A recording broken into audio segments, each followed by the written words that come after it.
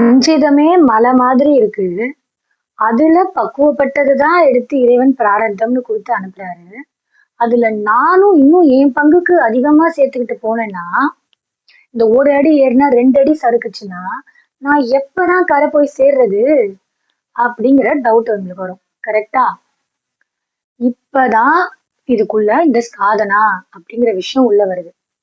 நம்ம பண்ற தானம், தவம், இறைவனை நோக்கி நம்ம செய்யற எல்லா அறச்செயல்களுமே கொஞ்சம் கொஞ்சம் கொஞ்சமா நம்மளுக்கு இந்த ஆன்மாவை முக்தி முக்தி அடையறதுக்கான வழியை கொடுக்கும், முதிர்ச்சியை கொடுக்கும். அப்படி ஆன்ம முதிர்ச்சி அடையும் போது இறைவன் குருவா வந்து நம்ம முன்னாடி நின்னு நம்மள ஆட்கொள்வாரு. அப்படி குருவா இறைவன் நம்ம முன்னாடி வந்து நிற்கும் போது நம்மளோட அந்த சஞ்சிதம் எல்லாம் இப்படிங்கிறதுக்குள்ள போயிடும். அது மட்டும்தான் காய்ஸ் இந்த வினை ஒடுங்கி அழிஞ்சு போறதுக்கு ஒரே பாசிபிலிட்டி. வேற ஒண்ணுமே கிடையாது. எஸ், இறைவன் திருவருள் கொண்டு மட்டும்தான் இந்த வினைய நம்மளால கடக்க முடியும். ஊழ் அவ்வளோ ஸ்ட்ராங்கா அப்படின்னு நீங்க கேட்டீங்கன்னா, yes, coming back to the same Valluvar, ஊழ் அப்படிங்கிற அதிகாரத்துல ஊழின் பெருவழி ஆகுல அப்படின்னு எழுதியிருப்பாரு. ஆமா, ஊழ் தான் இருக்கிறதுல ரொம்ப வலிமை. ஏன்னா அது நீ சேர்த்து வச்சிருக்கிறது. ஓகேவா? உனக்கு நீயே வச்சுக்கிட்ட ஆப்பு அப்படிங்கிற மாதிரி.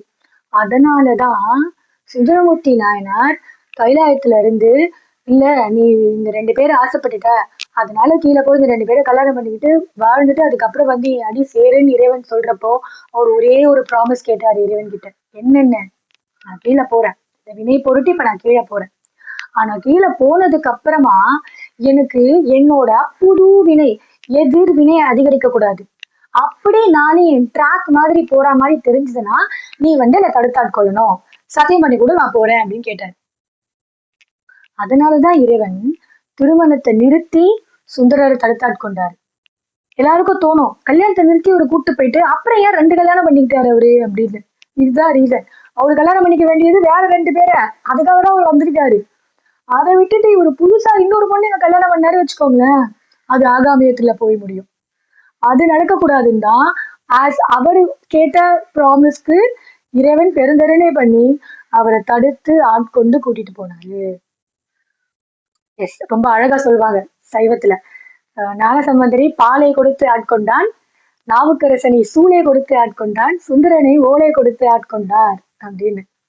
ஆமா, நம்மளோட ஆன்மா முதிர்ச்சி அடைஞ்சதுன்னா இறைவன் குருவா ஏதாவது ஒரு ரூபத்துல வந்து நம்மளை கண்டிப்பா ஆட்கொண்டு அருள் செய்வார்.